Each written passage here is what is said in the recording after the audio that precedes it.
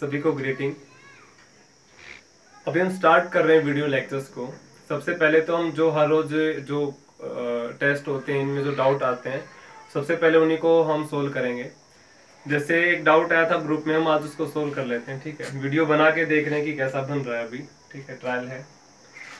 जैसे बहुत अच्छा क्वेश्चन था सर्कल से संबंधित जो पेपर में पूछा गया था अभी, मतलब इसमें ग्रुप में क्वेश्चन ये कहता है कि भाई हमारे सामने ना दो सर्कल हैं। ठीक है, आपने कहा कि भाई दो सर्कल हैं और इन दोनों सर्कल का यानी एक का जो सेंटर है ये P है और दूसरे का जो सेंटर है वो हमारा Q है।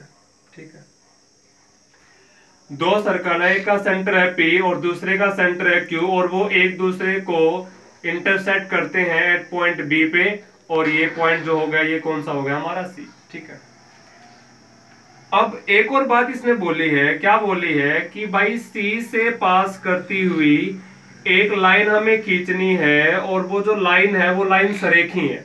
सरेखी का मतलब कोलिनियर होता है। ठीक है, कोलिनियर का मतलब एक सीधी रेखा में होता है। ठीक है, तो आपने कहा कि भाई ये पॉइंट हमने ले लिया A है और ये पॉइंट C है और ये पॉइंट क्या हो गया B, तो A C और B एक कोलिनियर लाइन है। ठीक है, इन्होंने एक और बात गिवन है, क्या गिवन है कि ये वाला जो एंगल है ना BPA या फिर APB, ये वाला जो एंगल है ये 130 डिग्री का है। ठीक है, अब ध्यान से समझना है भाई, A और B चाप द्वारा अगर केंद्र पर 130 डिग्री एंगल बनता है ना, तो इसी आर्क द्वारा अगर हम सर्कमफ्रेंस पे कोई एंगल बनाते हैं तो इसका आधा हो जाएगा और इसका आधा कितना हो जाएगा, 65 डिग्री हो जाएगा। ठीक है, अगर केंद्र पर 130 है तो परिधि पर उसका आधा 65 डिग्री होगा।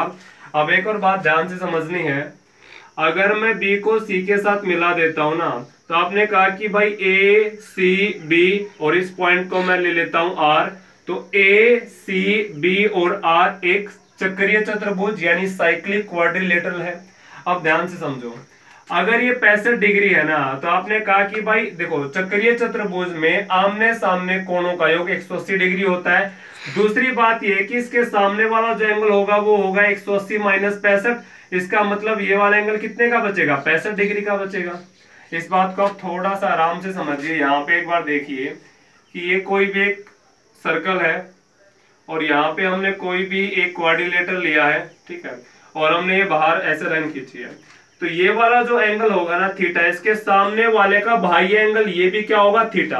क्योंकि भाई सामने वालों का कोण कितना होता है, 180 माइनस थीटा, दोनों का योग 180 होता है। अगर ये थीटा तो 180 माइनस थीटा, तो ये कितना होगा थीटा, क्योंकि इन टोटल कितना होता है 180 होता है। ठीक है, अगर ये 65 है तो ये भी 65 है। हमें जो निकालना वो निकालना है BQB। आप इसे यहाँ पे कुछ और मानना होगा हमें। ठीक है, जैसे आप यहाँ पे R मान लीजिए, S मान लीजिए। ठीक है, ये वाली लाइन हमें गिवन होगी, जो भी गिवन होगी आप समझ जाना इसको। ठीक है, अब देखो, अब आपने कहा ये हमें X निकालना। ठीक है, अगर मैं यहाँ से ना एक और क्वाड्रिलेटरल बना लेता हूँ ये वाला, तो ये वाला चक्रीय चतुर्भुज होगा। अगर ये चक्रीय चतुर्भुज होगा ना ये रेड वाला, तो अगर ये 65 है तो सामने वाला क्या होगा 115। अगर सामने वाला 115 है परिधि पर, तो इस पर दोगुना होगा, दोगुना कितना हो जाएगा 230। इसका मतलब x का मान कितना आ गया 230। लेकिन ऑप्शन में ना x का मान 230 गिवन नहीं है। अगर x का मान 230 गिवन नहीं है तो आप 360 में से घटा देंगे ना, तो यहाँ पे आंसर आ जाएगा 130, क्योंकि BQS ये वाला जो एंगल है ना ये x ये है 230। और आपने कहा कि ये अगर ऑप्शन में नहीं ना तो BQO ये वाला भी तो एंगल है, यानी दोनों एंगल क्या BQ है। अगर ऑप्शन में हमारा 230 होता तो यही आंसर होता, अगर ये नहीं है तो हमारा आंसर क्या होगा 130 डिग्री। ठीक, अभी के लिए इतना। Thank you everybody for today.